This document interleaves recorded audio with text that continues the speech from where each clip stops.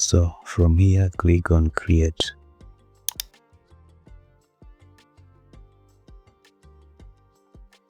Scroll down and click upload to upload your image. Click upload files and choose your image. Click open.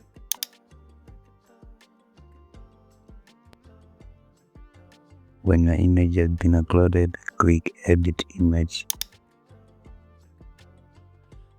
to open the editor. Okay.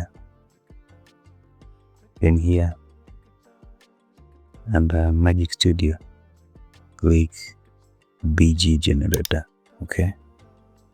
So now here you can describe the new background. Okay. You can type or you can paste. So for this example, we are going to use this prompt here. This one here. A cozy reading room with a warm lighting, vintage bookshelf, soft beach cushions, and a small table with a glowing lamp. Okay. Let us copy this one. Copy. Then paste it here.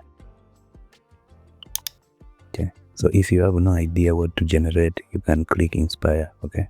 So let's generate. So you can see here the BG generator is working on creating the new background. So now you have a new background. Okay. Yeah. There are 4 options here. You can use this one or this one, depending on your preference. Okay.